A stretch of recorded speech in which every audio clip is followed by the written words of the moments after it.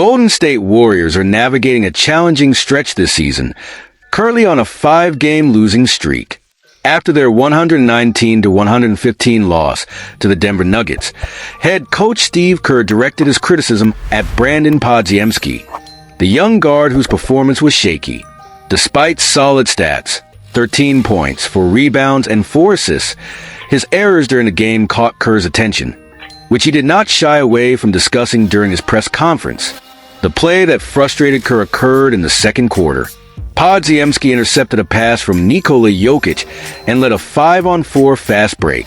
Despite Tracy Jackson-Davis being wide open on the left, Podziemski opted for a risky pass down the middle, leading to a turnover. This mistake initiated a series of errors, including an off-target pass to Andrew Wiggins and a foul on a Michael Porter Jr. three-point shot, resulting in a 4-point play. Regarding his performance, Kerr stated, "He needs to be a smart player.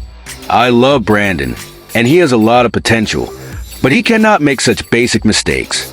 That's the next step in his development." Do you agree with Kerr's assessment?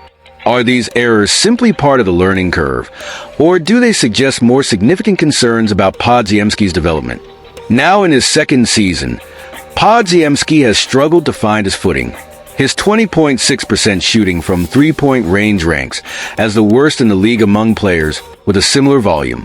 Nevertheless, the young guard shows self-awareness and a strong desire to improve. After the game, he reflected, Kerr, push me to do my job. I understand and support that. I'm trying to get better, but how do you handle pressure while striving for improvement? This is a question that divides opinions. In November, Draymond Green defended Podziemski, highlighting his abilities and attributing some of the pressure to media scrutiny. Now, with Kerr emphasizing his mistakes, Podziemski faces a challenge of balancing self-confidence with growth under constant criticism. In a team aiming to get back to winning ways, the performance of young players like Podziemski is critical. However, are the Warriors relying too much on him without giving him enough time to develop? Or should they explore other rotation options to ease the pressure on the young guard? Warriors fans, we want to hear from you. Should Podziemski continue to get significant minutes to gain experience despite his mistakes? Or should the team rethink his role? More importantly, do you believe Kerr's critiques will help or hinder Brandin's development? Share your thoughts in the comments and join the discussion. Before we continue, make sure to like this video, subscribe to Dubs News, and turn on the notification bell so you never miss an update about the Golden State Warriors. Your subscription is vital to strengthening our Dubs community and allowing us to bring you more exclusive news and analysis about our team. Now, let's get to the good stuff.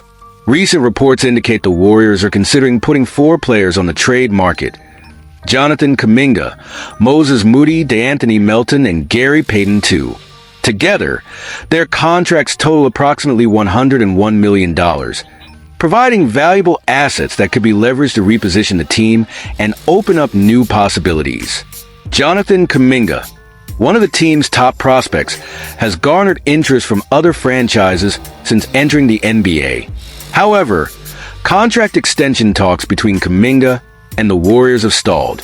The player was seeking a near-max contract, while the team was reportedly willing to offer around $30 million annually. This disagreement has left questions about the young forward's future in San Francisco. Despite Kuminga's potential, his performance this season has been inconsistent, with the worst shooting percentages of his career so far. Do you think the Warriors should persist with Kuminga's development, or would it be wiser to use him as a trade asset to strengthen other areas of the roster? Moses Moody, who recently signed a $39 million extension over 3 years, continues to play a limited role in Steve Kerr's rotation. Despite shooting 39% from three-point range, he averages just 17 minutes per game. This raises questions about how the team views the young player's long-term potential. Are the Warriors underestimating Moody's potential?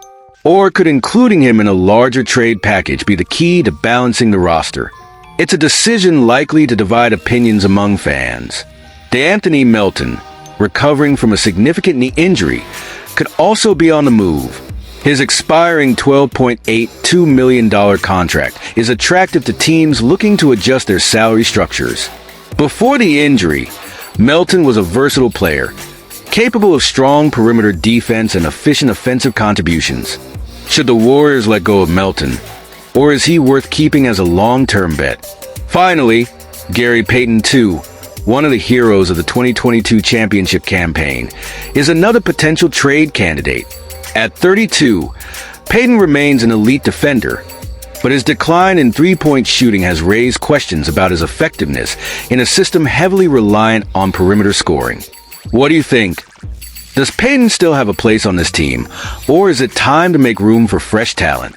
With the trade deadline approaching on February 6th, the Warriors face critical decisions. Should they stick with their current core or gamble on a partial roster overhaul? The departure of at least two of these players seems increasingly likely, but will these trades be enough to bring the Warriors back on track? Now, we want to hear from you, Warriors fans. What's the best strategy? Trade young talents like Kuminga and Moody, or lean on the experience of Melton and Payton? Most importantly, who would you like to see added to the roster to strengthen the team? Share your thoughts in the comments. If you enjoyed this content, don't forget to like this video, subscribe to Dubs News, and turn on notifications so you never miss updates about the Golden State Warriors. Your support is essential to keeping this community vibrant and connected to all the latest about the Dubs. Let's keep following and cheering for our team's success together.